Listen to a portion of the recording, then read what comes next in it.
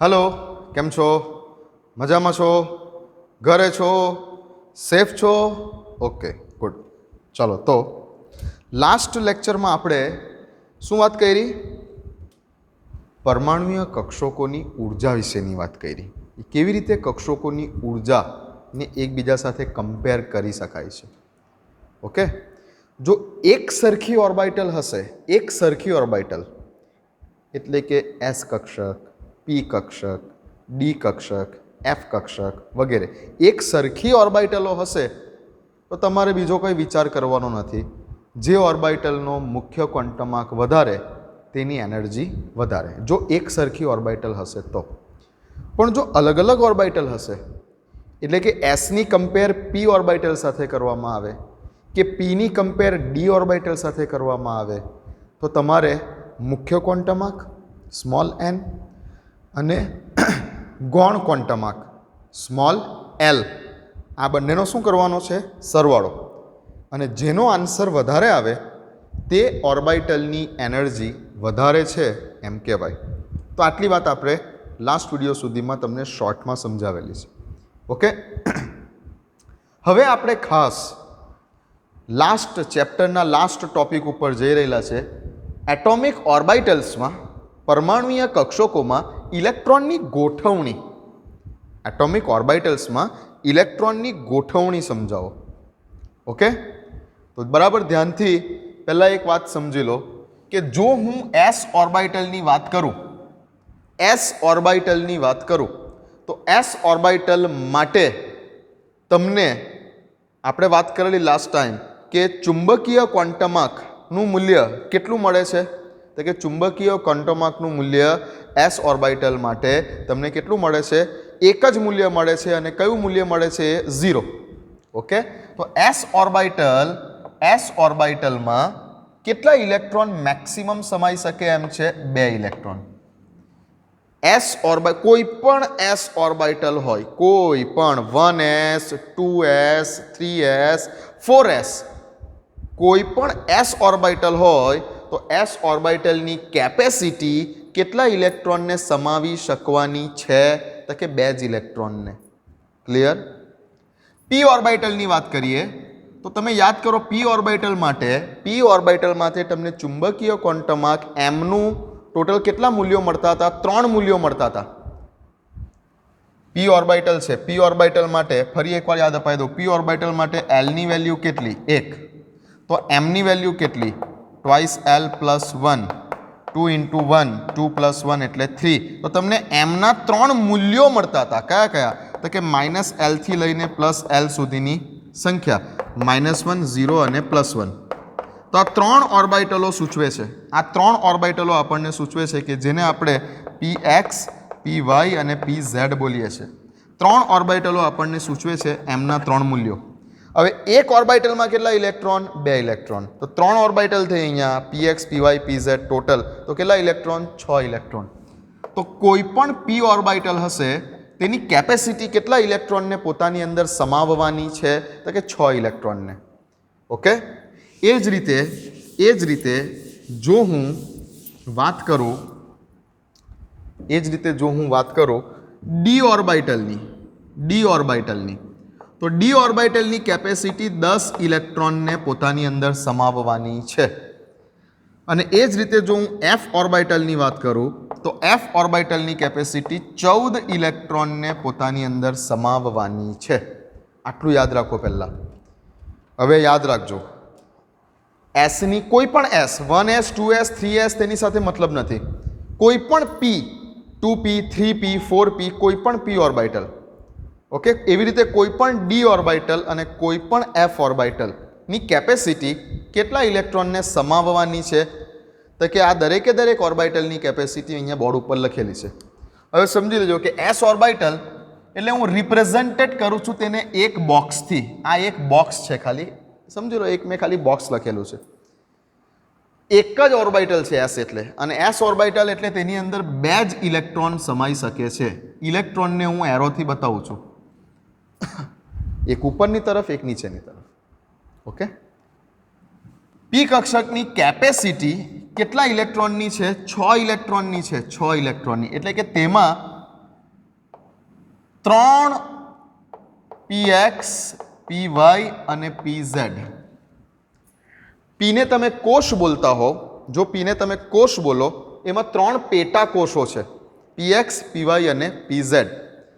એક પેટા કોષ એટલે એક ઓર્બિટલ ની કેપેસિટી કેટલા ઇલેક્ટ્રોનને સમાવવાની છે? 2. આની બીજા 2, આની બીજા 2, તો ટોટલ 6 ઇલેક્ટ્રોન સમાઈ શકે છે. પી કોષમાં 3 પેટા કોષો છે, 3 ઓર્બિટલ્સ છે, જેમાં ટોટલ 6 ઇલેક્ટ્રોન સમાઈ શકે છે. પણ એક ઓર્બિટલમાં તો 2 જ. આ એક ઓર્બિટલ થઈ, એક ખાનું એટલે એક ઓર્બિટલ. આ એક ઓર્બિટલ થઈ જેમાં 2 જ ઇલેક્ટ્રોન, પણ એવા 3 ખાનાઓ છે એટલે કે 3 ઓર્બિટલો છે. પી કોષમાં આ જે પી છે તમારો, આ પીની અંદર જે છે તમે વાત કરો કે પી નામના તમારા પેટા કોષમાં, પીને કોષ નહીં કહેવાય, હા સોરી, કોષ તો KLM વગેરે સંજ્ઞાથી દર્શાવાય, તો પીને શું બોલાય? પેટા કોષ. પી નામના પેટા કોષમાં તમારી કેટલી કક્ષકો છે? તો કે 3, px py અને pz. અને એક કક્ષકમાં કેટલા ઇલેક્ટ્રોન? 2 ઇલેક્ટ્રોન. તો અહીંયા 3 કક્ષકો છે એટલે ટોટલ કેટલા ઇલેક્ટ્રોન? 6 ઇલેક્ટ્રોન પીમાં. ઓકે, એવી રીતે ડીની વાત કરું, ડીની વાત કરું તો ડીની અંદર આવા કેટલા ઓર્બિટલ્સ છે? 1 2 3 4 ને 5 ખાનાઓ છે એટલે 5 પેટા કક્ષકો છે એવું બોલો. આ ડીને શું કહેવાય? પેટા કોષ છે. અને પેટા કોષમાં આવેલી આ બધી શું છે? કક્ષકો છે અથવા પેટા કક્ષકો છે એવું બોલો ડીની. તો તેમાં DXY, DYZ, DZX, આ વાત થઈ ગયેલી છે આપણી, DX2-Y2 અને DZ2, આ બધી એની પેટા કક્ષકો છે. અને ડીજનરેટ કક્ષકો પણ કહેવાય. ડીજનરેટ કક્ષકો સમાન શક્તિ ધરાવતી હશે, px py pz, આ 3 ડીજનરેટ કક્ષકો છે. એવી રીતે આ ડીની 5 ડીજનરેટ કક્ષકો છે. એક ઓર્બિટલમાં કેટલા? તો કે 2 ઇલેક્ટ્રોન. દરેકમાં બબ્બે ઇલેક્ટ્રોન મૂકી દઉં તો ટોટલ કેટલા ઇલેક્ટ્રોન થઈ ગયા? 10 ઇલેક્ટ્રોન થઈ ગયા ને. તો કેપેસિટી 10 ઇલેક્ટ્રોનની છે. 10 કરતાં વધારે ઇલેક્ટ્રોન સમાવવા પોસિબલ નથી, પણ 10 કરતાં ઓછા થઈ શકે છે. એવી રીતે અહીંયા 6 કરતાં વધારે ઇલેક્ટ્રોનને સમાવવા પોસિબલ નથી, 6 કરતાં ઓછા થઈ શકે છે. નાવ એફની વાત કરું તો એફમાં આવા 7 ખાનાઓ બતાવી શકાય. 1 2 3 4 5 6 ને 7. 1 2 3 4 5 6 ને 7. એક ખાનામાં એટલે કે એક ઓર્બિટલમાં 2, 7 ઓર્બિટલમાં 14, 7 દુ 14, આ રીતે. ક્લિયર? ઓકે, ચાલો લખી લો તો પહેલાં આટલું. દરેક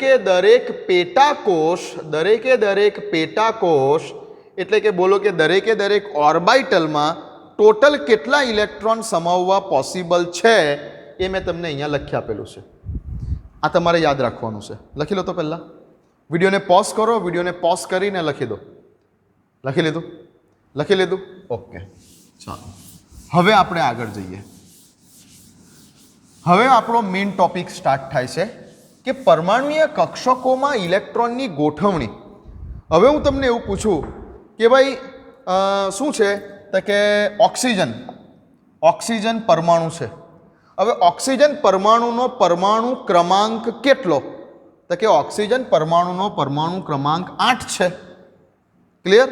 તો જો ઓક્સિજનનો પરમાણુ ક્રમાંક 8 છે તો તેની પાસે કેટલા ઇલેક્ટ્રોન છે? તો કે 8 ઇલેક્ટ્રોન છે.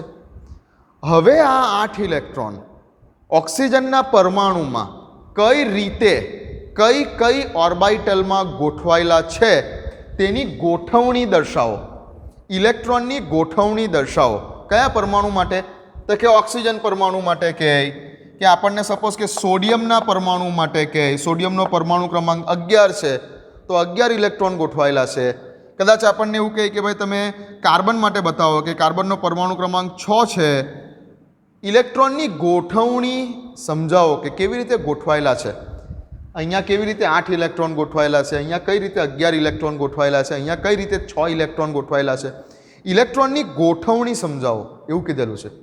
તો કોઈ પણ પરમાણુ હોય, ઓક્સિજન હોય, કાર્બન હોય, સોડિયમ હોય, નાઇટ્રોજન હોય, કોઈ પણ પરમાણુ હોય તેની પરમાણુય કક્ષકોમાં ઇલેક્ટ્રોન કઈ રીતે ગોઠવાતા હશે તેની ગોઠવણી સમજાવવા માટે 3 વૈજ્ઞાનિકોએ પ્રયાસ કર્યા છે.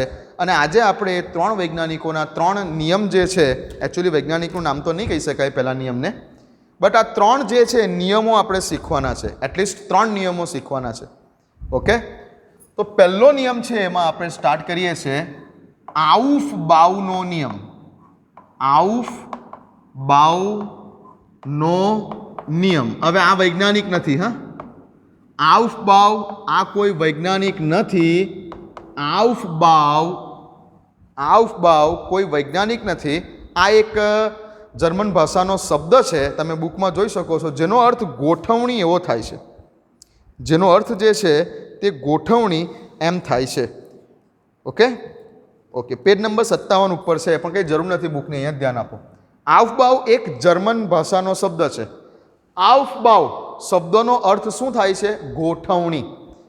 આઉફ-બાઉ શબ્દનો અર્થ ગોઠવણી થાય છે. આઉફ-બાઉ કોઈ વૈજ્ઞાનિકનું નામ નથી, ધ્યાન રાખજો. શું કહે છે નિયમ? તો નિયમને હું મારી રીતે લખું છું, બુકમાં પણ એ જ છે, આપણી લેંગ્વેજ થોડી ઇઝી હશે. પરમાણુમાં સ્થિરતા પ્રાપ્ત કરવા માટે ઇલેક્ટ્રોન સૌપ્રથમ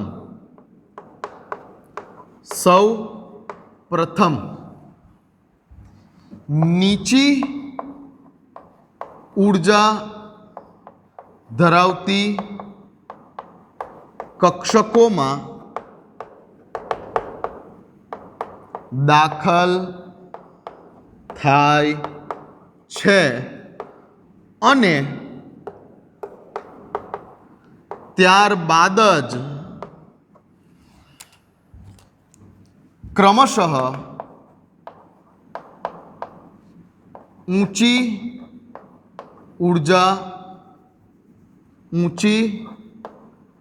ઊર્જા ધરાવતી કક્ષકોમાં દાખલ થાય છે. પતી ગઈ વાત. આઉફ-બાઉનો નિયમ. પરમાણુમાં સ્ટેબલ થવા માટે, સ્થિરતા પ્રાપ્ત કરવા માટે ઇલેક્ટ્રોન શું ટ્રાય કરે છે? તો કે ઇલેક્ટ્રોન સૌપ્રથમ એવી ટ્રાય કરે છે કે બને ત્યાં સુધી તે નીચી એનર્જી ધરાવતી કક્ષકોમાં રહેવાની ટ્રાય કરે છે. ઇલેક્ટ્રોન બને ત્યાં સુધી નીચી એનર્જી ધરાવતી ઓર્બિટલમાં રહેવાનો પ્રયત્ન કરે છે અને ત્યારબાદ જ ક્રમશઃ સ્ટેપ બાય સ્ટેપ ઊંચી ઉર્જા ધરાવતી કક્ષકોમાં દાખલ થાય છે. લખી લો તો નિયમ. આઉફ-બાઉનો નિયમ.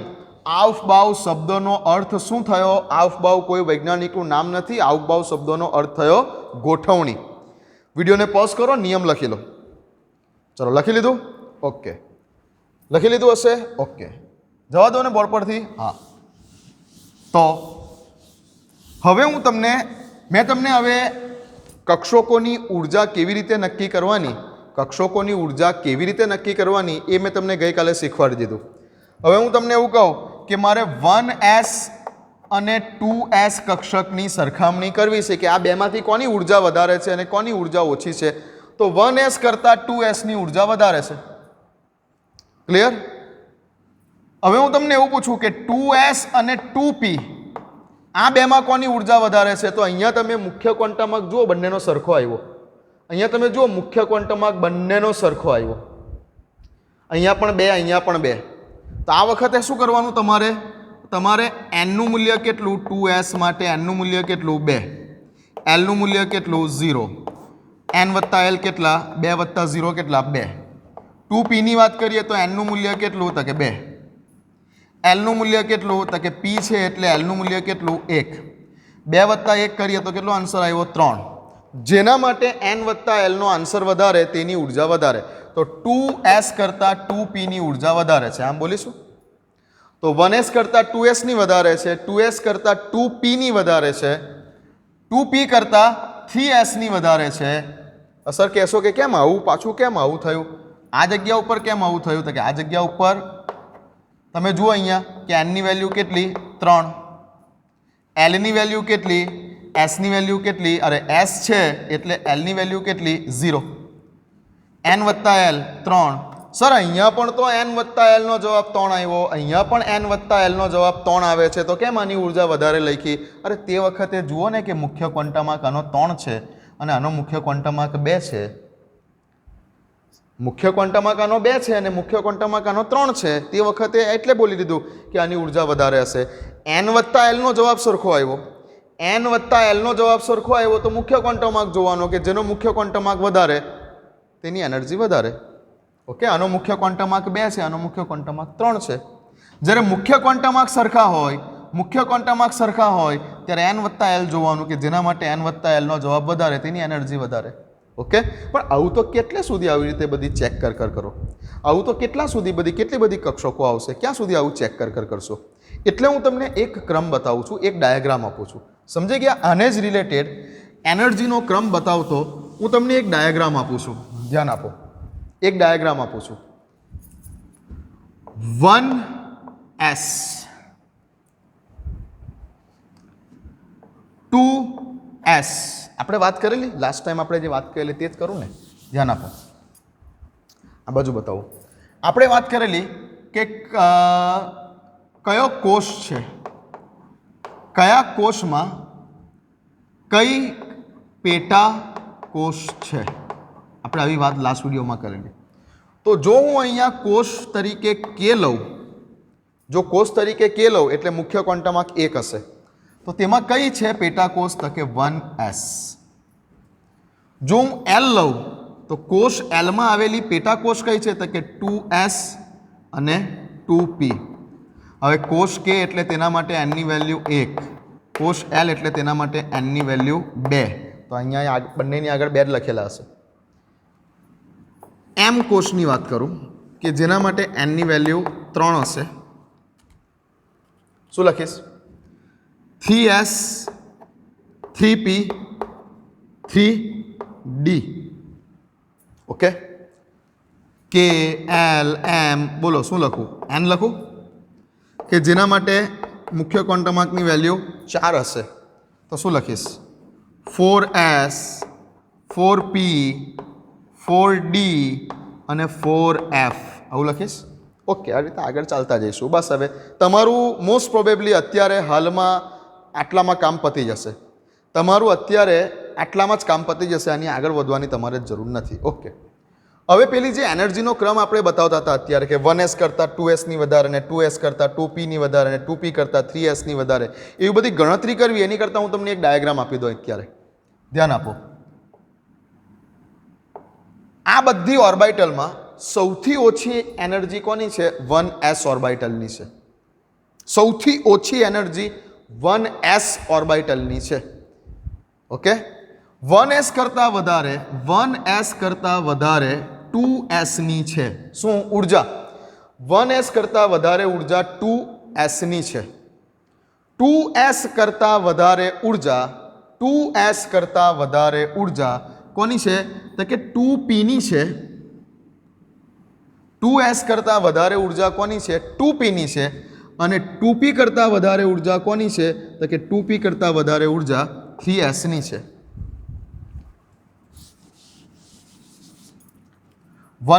2p ની છે અને 2p કરતાં વધારે ઉર્જા 3s ની છે. ઓકે, આ એરો જોતા જાઓ. 1s, પહેલો એરો 1s, બીજો એરો 2s, એના પછી એરો તીર ચલાવ્યું હશે, તીર આ ડાયરેક્શનમાં આવી રહેલું છે, તો તીર પહેલાં કોને વાગ્યું હશે? 2p ને, 2p માંથી થઈને 3s માં. તો 1s કરતાં વધારે 2s, 2s કરતાં વધારે 2p, 2p કરતાં વધારે 3s. બોલો હવે શું લખું? હવે 3p અને 3p કરતાં વધારે આ 4s લખું આ રીતે 4s. આ જ ઓર્ડર આવશે. તમારે સૂત્ર મૂકીને કરવું હોય n વત્તા એલના મૂલ્યો જાણીને તો પણ કરી શકો છો. પછી આ જ રીતે આગળ વધો તો 3D અને 3Dમાં થઈને 4P વગેરે આ રીતે. તમે અત્યારે આટલું જ યાદ રાખો, આટલું જ યાદ રાખો બસ હાલમાં કે ભાઈ 1s કરતાં વધારે કોની તો કે 2sની, 2s કરતાં વધારે કોની તો કે 2pની, 2p કરતાં વધારે કોની 3sની, 3s કરતાં વધારે કોની 3pની, 3p કરતાં વધારે કોની 4s અને 4s કરતાં વધારે કોની 3dની, 3d કરતાં વધારે કોની 4pની. તો એક ક્રમ અહીંયા લખી આપું કે 1s કરતાં વધારે 2s, 2s કરતાં વધારે 2p, 2p કરતાં વધારે 3s, 3s કરતાં વધારે 3p, 3p કરતાં વધારે 4s, 4s કરતાં વધારે 3d, 3d કરતાં વધારે 4p ડેશ ડેશ ડેશ આ રીતે. બસ આટલું યાદ રાખો ને અત્યારે. યાદ રાખો કરીને આ રીતે એરો તમે સમજી લો એટલે તમને એકદમ ઇઝીલી યાદ રહી જશે કે 1s, 2s, 2p, 3s, 3p, 4s, 3d, 4p. અહીંયા આગળ આવશો તો 5s બી આવી શકે છે જો નીચે ઉતરો તો, પણ બસ આટલું યાદ રાખો. ઓકે, લખી લો તો આટલું પહેલાં, લખી લો તો આટલું પહેલાં. લખી લીધું? આ વસ્તુ ખાસ લખી લો. અત્યારે આફબાવના નિયમને સમજાવવામાં મારે આની જ જરૂર પડવાની છે. આ વસ્તુ ખાસ લખી દો, લખી દો. દેખાય છે બરાબર બોર્ડ ઉપર? ઓકે, કમ્પ્લીટ દેખાય છે. લખી લો, લખી લો. લખી લીધું? ક્લિયર છે? પાક્કું? ચાલો, તો હવે પાછા આફબાવના નિયમ ઉપર આવી જાઓ. આ લખેલું છે ને, હું રાખું છું સાઈડ ઉપર. ચાલો ને. ઓકે, હવે પાછા આફબાવના નિયમ પર આવી જાઓ. શું કહે છે આફબાવનો નિયમ? કે સ્ટેબિલિટી પ્રાપ્ત કરવા માટે, સ્થિરતા પ્રાપ્ત કરવા માટે ઇલેક્ટ્રોન કેવી ટ્રાય કરે છે? તો કે ઇલેક્ટ્રોન સૌપ્રથમ નીચી ઉર્જા ધરાવતી પરમાણુીય કક્ષકોમાં દાખલ થાય છે અને ત્યારબાદ જ ક્રમશઃ ઊંચી ઉર્જા ધરાવતી કક્ષકોમાં દાખલ થાય છે. ક્લિયર છે? તો હવે બરાબર ધ્યાનથી સમજો કે મારે તમને સ્ટેપ બાય સ્ટેપ સમજાવવું છે. નંબર 1, મારે હાઇડ્રોજન પરમાણુ માટે ઇલેક્ટ્રોનની ગોઠવણી દર્શાવવી છે પરમાણુીય કક્ષકોમાં. હવે હાઇડ્રોજનનો પરમાણુ ક્રમાંક કેટલો? 1. તો હાઇડ્રોજન પાસે કેટલા ઇલેક્ટ્રોન છે? 1. ચાલો શરૂઆત કરીએ. ઇલેક્ટ્રોન ગોઠવા એટલે સૌથી પહેલાં કઈ ઓર્બિટલ આવી? 1s. તો 1s. હવે s ઓર્બિટલની કેપેસિટી કેટલા ઇલેક્ટ્રોનની છે? s ઓર્બિટલની કેપેસિટી પોતાની અંદર 2 ઇલેક્ટ્રોનને સમાવવાની છે. મેં તમને શરૂઆતમાં દરેક ઓર્બિટલની કેપેસિટી લખી આપેલી, અહીંયા ફરીથી લખી આપું. એસની કેપેસિટી 2 ઇલેક્ટ્રોનને સમાવવાની, પીની કેપેસિટી 6 ઇલેક્ટ્રોનને સમાવવાની, ડીની કેપેસિટી 10 ઇલેક્ટ્રોનને સમાવવાની અને એફની કેપેસિટી 14 ઇલેક્ટ્રોનને સમાવવાની. ઓકે, તો કોઈ પણ એસ હોય, પછી કોઈ પણ એસ હોય, 1s હોય, 2s હોય, 3s હોય, ડઝન્ટ મેટર. એસ છે ને, તો એસની કેપેસિટી 2 ઇલેક્ટ્રોનને પોતાની અંદર સમાવવાની છે. બટ અહીંયા હાઇડ્રોજન પાસે તો એક જ ઇલેક્ટ્રોન છે. ભલે એસની કેપેસિટી 2 ઇલેક્ટ્રોનને સમાવવાની છે, બટ હાઇડ્રોજન પાસે તો એક જ ઇલેક્ટ્રોન છે. એટલે હવે હું બોલી શકીશ કે હાઇડ્રોજન પાસે એક જ ઇલેક્ટ્રોન હોવાથી અહીં એસ ઓર્બિટલમાં એક જ ઇલેક્ટ્રોન સમાઈ શકે એમ છે. ઓકે, એક જ ઇલેક્ટ્રોન સમાઈ શકે એમ છે. તો આ મેં લખી કાઢી હાઇડ્રોજનના પરમાણુ માટે તેની પરમાણુીય કક્ષકમાં ઇલેક્ટ્રોનની ગોઠવણી. પતી ગઈ વાત. 1s1 આ મેં લખી કાઢ્યું.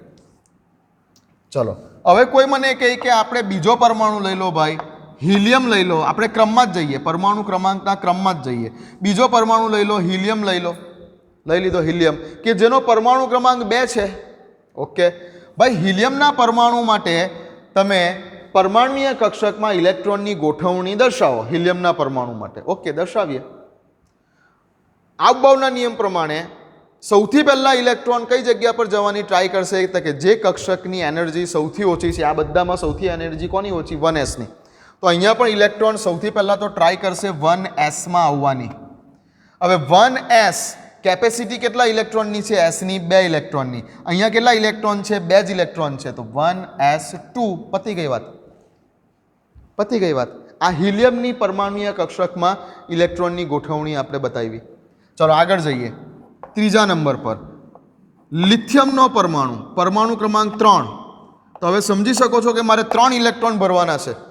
મારે એની પરમાણુય કક્ષકોમાં 3 ઇલેક્ટ્રોન ભરવાના છે. તો હું શું કરીશ? ફરી પાછો ક્રમ તો અહીંયાથી જ ચાલુ કરીશ કે 1s. તો પહેલાં લખી દઈશ 1s. હવે એસની કેપેસિટી કેટલા ઇલેક્ટ્રોનની? 2 ઇલેક્ટ્રોનની. તો 2 તો લખી દઉં, કેમ કે અહીંયા તો ટોટલ 3 છે. તો ટોટલ 3 ઇલેક્ટ્રોન પૈકી 2 ઇલેક્ટ્રોન 1s ઓર્બિટલમાં ભરાઈ ગયા. હજુ 1 ઇલેક્ટ્રોન બાકી છે. તો હવે 1s તો ભરાઈ ગઈ ને.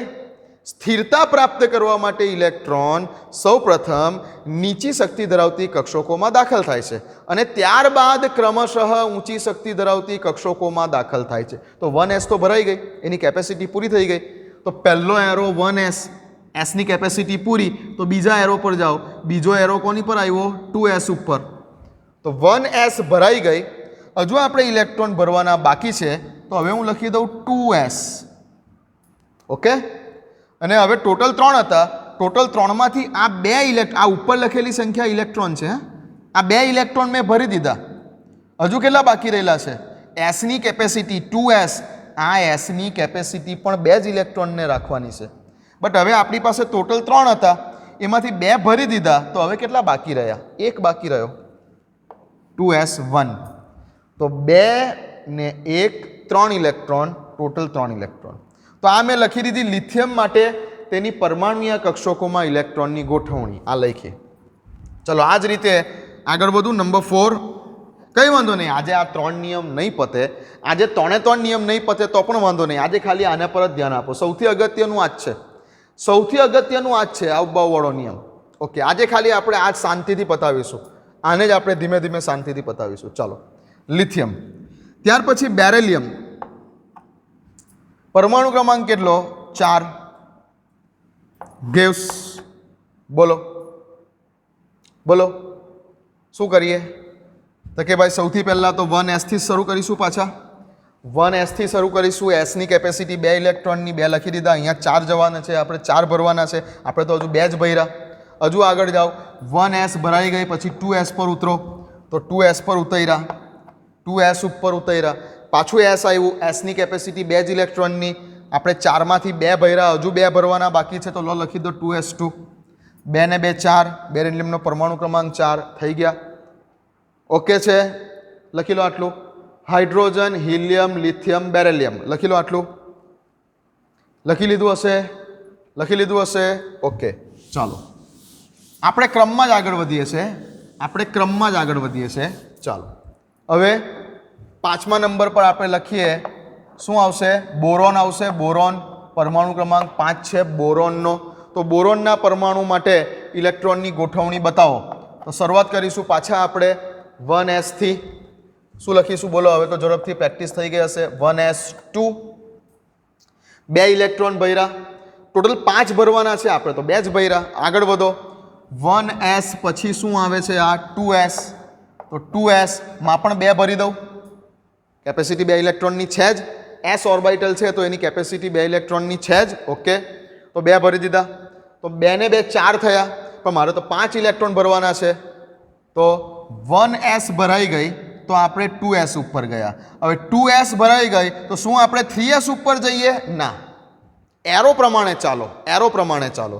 જો 1s ભરાઈ ગઈ તો તમારો બીજો એરો 2s ઉપર છે. ઓકે, હવે 2s પણ ભરાઈ ગઈ, તમે ડાયરેક્ટ 3s પર ના પહોંચો. કેમ ના પહોંચો? તો કે આ છે ને 2p. તમે અહીંયાથી આમ ઊભા રહીને તીર ચલાવ્યું હશે, આમ તીર ચલાવ્યું હશે, આ તીર ચલાવ્યું હશે, તો પહેલાં તીર કોને વાગ્યું હશે? 2p ને. અને 2p પછી તીર 3s સુધી પહોંચ્યું ને. તો વચ્ચે આ 2p છે. તો 1s ભરાઈ ગઈ તો આપણે 2s પર ચાલ્યા ગયા. ઓકે, 2s ભરાઈ ગઈ પછી આપણે 3s પર પહોંચી શકતા નથી. કેમ? કેમ કે આ 2p છે હજુ. તો 2s પછી કોનો વારો છે? 2p. અને જો 2p પણ ભરાઈ જાય, પીની કેપેસિટી કેટલા ઇલેક્ટ્રોનની? 6. તો જો તમારી આ 2p ભરાઈ જાય પછી જ તમે આગળ વધી શકો છો. ક્યાં સુધી? 3s સુધી. ક્લિયર છે? ઓકે, તો હવે કોનો વારો છે? 2p નો. 2s ભરાઈ જાય પછી વારો 2p નો છે. હવે મારી પાસે 5 ઇલેક્ટ્રોન ભરવાના આપેલા છે. મેં 2 ને 2 4 તો ભરી દીધા. કેટલા બાકી રહ્યા? 1 ઇલેક્ટ્રોન બાકી રહ્યો. હવે પીની કેપેસિટી તો 6 ઇલેક્ટ્રોનને સમાવવાની છે, પણ મારી પાસે બાકી જ 1 ઇલેક્ટ્રોન રહેલો છે, એટલે હું 2p1 લખીશ. 2 ને 2 4 ને 1 5. ચલો આગળ વધીએ. કાર્બન પરમાણુ ક્રમાંક 6 આવે. બોલો, બોલી શકો છો? હવે ઝડપથી લખી દઉં. 1s2 2s2 આટલું તો આવશે જ, અને 2s પછી કોનો વાળો આવશે? 2p નો. હવે અહીંયા 2 ને 2 4 ભરી દીધા. ટોટલ 6 છે. મેં 4 ભરી દીધા ઇલેક્ટ્રોન. કેટલા બાકી રહ્યા? 2 ઇલેક્ટ્રોન બાકી રહ્યા. પીની કેપેસિટી તો 6 ઇલેક્ટ્રોનને સમાવવાની છે, કોઈ પ્રોબ્લેમ નથી. લો બીજા 2 6 સુધી પીને વાંધો નહીં આવે. પી ઓર્બિટલને 6 સુધી વાંધો નથી, બૈરાજ કરો 6 સુધી કોઈ પ્રોબ્લેમ નથી. તો અહીંયા 2p2 લખી દીધું. આગળ વધીએ. કાર્બન પછી કોણ આવે? કાર્બન પછી તો કે કાર્બન પછી નાઇટ્રોજન આવે. પરમાણુ ક્રમાંક 7 આવે નાઇટ્રોજનનો. નાઇટ્રોજનના પરમાણુ માટે લખીએ તો શું લખાશે? બોલો ઝડપથી. 1s2 2s2 અને 2p3 લખી દો. હવે 2 ને 2 4 ને 3 7 7. પીમાં જ્યાં સુધી 6 ઇલેક્ટ્રોન નહીં થઈ જાય ત્યાં સુધી આ પી ઓર્બિટલને બદલવાની નહીં, કેમ કે એની કેપેસિટી 6 ઇલેક્ટ્રોનને સમાવવાની છે. ઓકે, ચાલો. નંબર 8. નાઇટ્રોજન પછી શું આવે ભાઈ? ઓક્સિજન આવે. પરમાણુ ક્રમાંક 8 આવે. ચલો ચલો ચલો ચલો ચલો શું? 1s2 2s2 અને 2p4 લખી દઉં. હા, કોઈ પ્રોબ્લેમ નથી. 2 ને 2 4 ને 4 8 8 થઈ ગયા. લખી લો. વિડીયોને પોઝ કરો, લખી દો. હજુ આપણે આગળ જવાનું જ છે. આટલું લખી દો. વિડીયોને પોઝ કરો અને આટલું લખી દો. ચલો.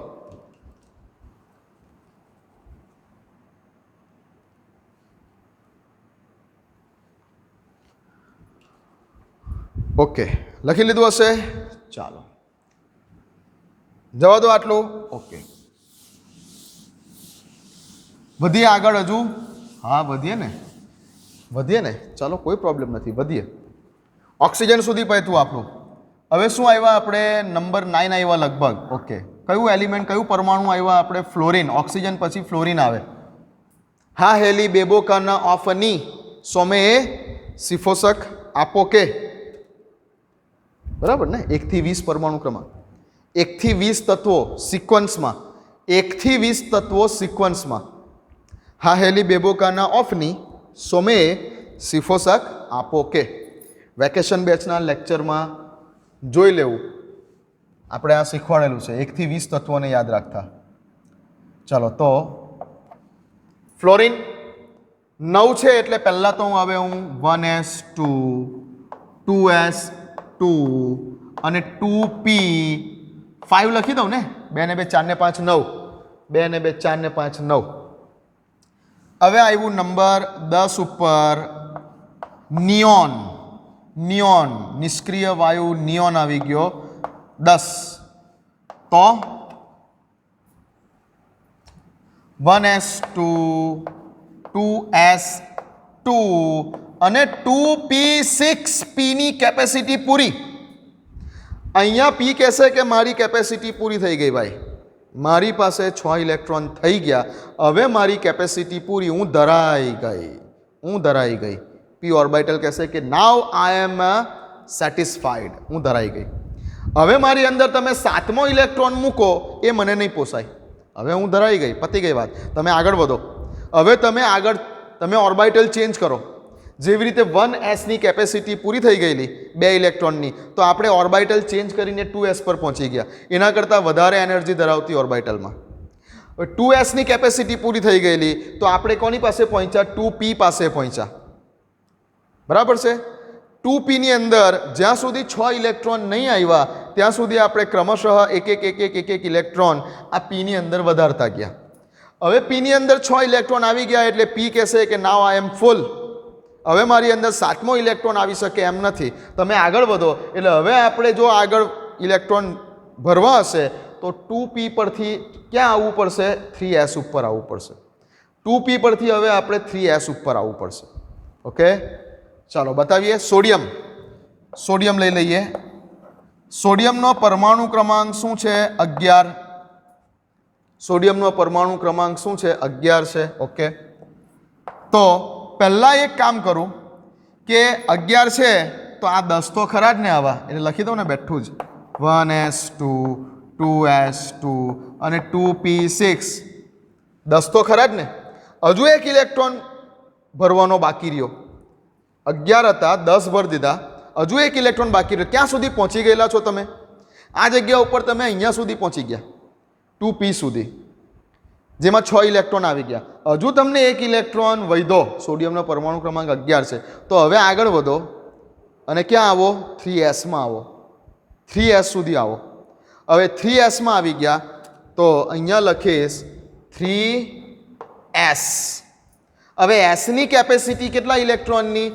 sની કેપેસિટી તો 2 જ ઇલેક્ટ્રોનની છે, બટ કંઈ પ્રોબ્લેમ નથી, તમારે તો એક જ ભરવાનો છે ને. તમે ઓલરેડી 10 ભરી દીધેલા છે, તમને એક જ અહીંયા વધેલો છે, તો 3sમાં લખીશ 1. sની કેપેસિટી 2 ઇલેક્ટ્રોનને સમાવવાની છે, પણ તમારી પાસે વૈધો એક જ છે. ક્લિયર? ચાલો વધીએ આગળ. સોડિયમ પછી શું આવે ભાઈ? મેગ્નેશિયમ. બસ હા, હવે તમે કરજો. હવે હું તમને થોડુંક હોમવર્ક આપીશ. હવે આના પછી તમે કરજો. મેગ્નેશિયમ શું લખીશું? તો પહેલાં આટલું તો લખી જ દો ને. 1s2 2s2 2p6 અને 3s પર આવી જાઓ. અહીંયા સુધી કેટલા થઈ ગયેલા હતા? 2 ને 2 4 ને 6 10. હવે કઈ આવી? 3s. હવે sની કેપેસિટી કેટલા ઇલેક્ટ્રોનને સમાવવાની છે? 2 ઇલેક્ટ્રોનને. અહીંયા 12 હતા, એમાંથી તમે 10 ઇલેક્ટ્રોનને ભરી દીધા. કેટલા વધ્યા? 2 ઇલેક્ટ્રોન વધ્યા. લો આ 2 ઇલેક્ટ્રોન. ઓકે, sની અંદર 2 ઇલેક્ટ્રોન સમાય છે. 2 કે 2 કરતાં ઓછા, 2 કરતાં વધારે નહીં sમાં. તો મેગ્નેશિયમ માટેની પરમાણુય કક્ષકો 1s 2s 2p 3s માં ઇલેક્ટ્રોનની ગોઠવણી આપણે આ કરી કહેવાય. ઓકે ઓકે, કોઈ પ્રોબ્લેમ છે? ના, કોઈ પ્રોબ્લેમ નથી. ચાલો લખી દીધું? હા, લખી દીધું. હા, તો હવે આના પછીના પરમાણુઓ માટે તમારે જાતે લખવાની. હવે 3s પછી પણ જો ઇલેક્ટ્રોન બાકી રહેશે, હું એક આપી દઉં એક્ઝામ્પલ. ચાલો હજુ એક આપી દઉં એક્ઝામ્પલ. શું મેગ્નેશિયમ પછી શું આવે? એલ્યુમિનિયમ આવે. એલ્યુમિનિયમનો પરમાણુ ક્રમાંક કેટલો? 13. તો હું લખી દઈશ ઝડપથી કે 1s2 ભરાઈ ગઈ, પછી 2s2 પર પહોંચ્યા. 2s2 ભરાઈ ગઈ તો 2p પર પહોંચ્યા. પીની અંદર 6 ઇલેક્ટ્રોન મૂકી દીધા, એટલે 2 ને 2 4 ને 6 10 થયા. હવે 2p ભરાઈ જાય પછી નીચે ઉતર્યા તો 3s આવી, તો 3s પાસે આવ્યા. 3s, sની કેપેસિટી 2 ઇલેક્ટ્રોનની તો ભરી દીધા, તો અહીંયા ટોટલ 2 ને 2 4 ને 6 10 ને 2 12 ઇલેક્ટ્રોન ભરાઈ ગયા. હજુ એક ઇલેક્ટ્રોન વધ્યો. ચાલો હજુ એક ઇલેક્ટ્રોન વધ્યો ને અહીંયા 3s પણ તમારી કેપેસિટી પ્રમાણે ભરાઈ ગઈ, તો પતી ગઈ વાત. પાછો આ એરો પૂરો થઈ ગયો, આ એરો પણ પૂરો થઈ ગયો. હવે આ એરો પણ પૂરો થઈ ગયો અહીંયા. તો હવે એરો બદલો. હવે આ એરો પર ચાલ્યા જાઓ. ફર્સ્ટ એરો, સેકન્ડ એરો, તમારો થર્ડ એરો, આ ફોર્થ એરો. થર્ડ એરો પણ તો પતી ગયો ને. હા, હવે ચોથા એરો પર પહોંચ્યા તો કોણ આવ્યું? પહેલાં 3p આવી. એટલે 3s પછી 4s પર નથી પહોંચવાનું. 3s પછી તમે જો એરો જુઓ તો પહેલાં કોણ આવે છે? 3p. અને 3p ભરાઈ જાય પછી તમારે 4s પર પહોંચવાનું છે. 3p ભરાઈ જાય પછી તમારે 4s પર પહોંચવાનું છે. ઓકે, ચાલો. તો 3s પછી તમારે 3p પર પહોંચવાનું છે. તો હવે અહીંયા શું લખું? 3p. ટોટલ કેટલા ભર્યા અત્યાર સુધી? 2 ને 2 4 ને 6 10 ને 2 12. ટોટલ 13 ઇલેક્ટ્રોન છે, એમાંથી 12 ભરી દીધા, તો કેટલા વધ્યા? 1. આ 1. હવે ક્યાં સુધી તમે આ p ઓર્બિટલને નહીં બદલો? ક્યાં સુધી નહીં બદલો? 3p ઓર્બિટલને તમે ક્યાં સુધી નહીં બદલો?